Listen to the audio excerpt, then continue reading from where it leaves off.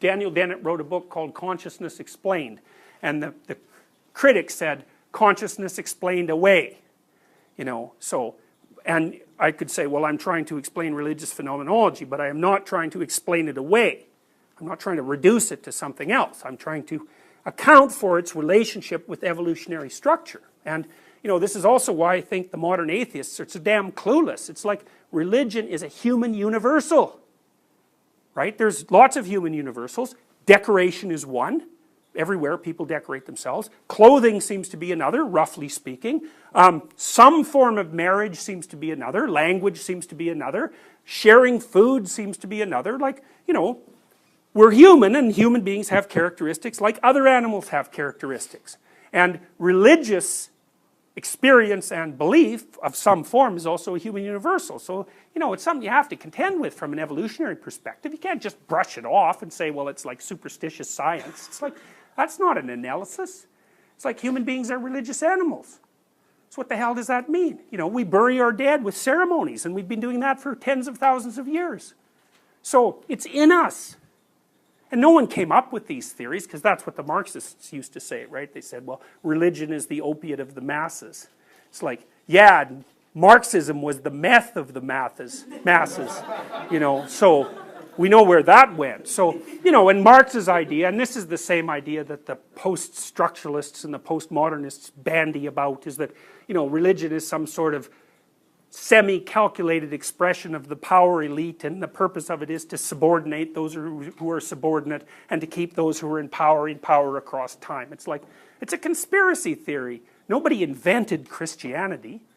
You know, it's like it took 2,000 years to reach its current form, and it was based on ideas that are tens of thousands of years older than that. So nobody was sitting around thinking, well, let's whip up a system to oppress the masses. And like, even if you did come up with a theory like that, how in the world are you going to get people to buy into it? You know, it's not that easy to start a mass movement, and I think there's 2 billion Christians, something like that. How do you get all those people to be thinking that this is a good idea? It's not easy. Would you say that superstition is created in part as an attempt to control or understand an unpredictable thing? Would I say again that superstition?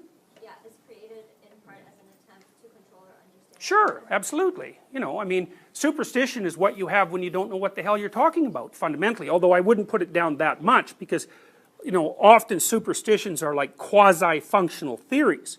You know, so they're, and theories have there's a lot of different ways that a theory can be valid. You know, we talked about functional utility as well. And some things that look like they're superstitious have functional utility. They're approximations. And one thing to think about a theory is, I think of theories as tools. And that's a pragmatic perspective. And so I would think of science as a tool. I think religion is a tool as well. And nobody would complain if they had a toolbox full of different tools, right? And you can chop down a tree with a hammer if you have to, but it would be better to use an axe. But a hammer beats the hell out of a stick.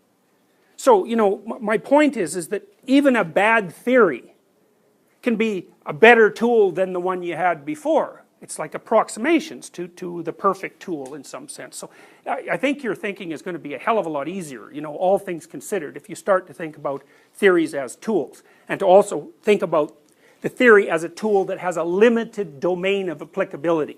And that is a pragmatic idea. And I really think the pragmatists were right. I think they got it right. It really turns out that if you're going to act, and you have to act, you have to make assumptions. And the reason for that is, what the hell do you know? You got to put your ignorance somewhere. And people put their ignorance, they box it up inside their assumptions. And those assumptions vary. So, and then, you know, the other thing is, you got to ask yourself when you're wondering if someone is religious, what you use as a marker. Now, the typical marker would be, I give you a questionnaire and I ask you, are you religious, or do you go to church, or, you know, do you follow the precepts and rituals of something that we would recognize as a standard religion? And lots of people will say no to that, eh? But then you watch them and you think, and this is a Nietzschean observation, what makes you think that the morality that you consider moral hasn't been conditioned to the absolute last degree by 2,000 years or 3,000 years of, in the West at least, Judeo-Christian tradition. It's like all the ideas of, fundamentally, all the ideas that individuals have value, it's like, which is a very peculiar idea. You know, everyone here, all you people virtually, I would suspect, believe that. It's like, why do you believe that?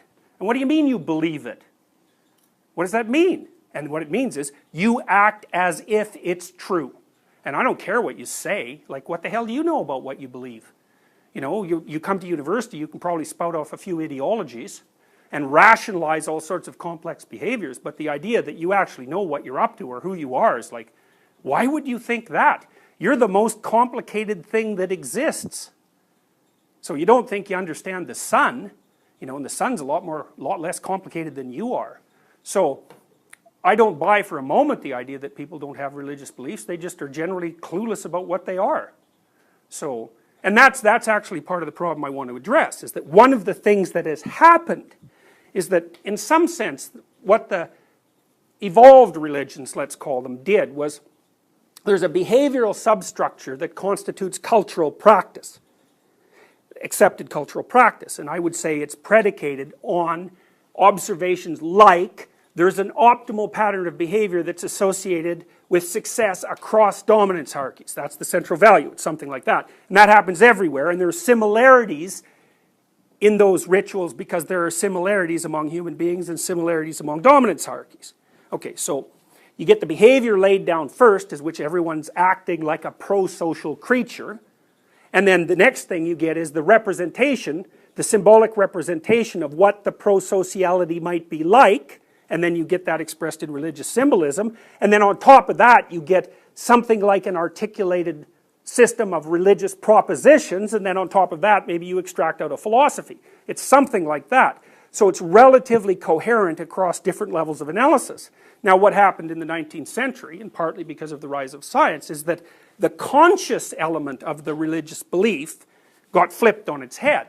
Because everybody woke up and said, what the hell do we believe these things for? And what do we even mean they're true? Virgin birth and reincarnated God and, you know, God the Father and all the peculiar propositions of Christianity and Judaism and Islam. It's like, we wake up, we think, oh, look what we're doing. We don't know what we're doing, and here we have this whole new body of knowledge that suggests that none of that is factually true.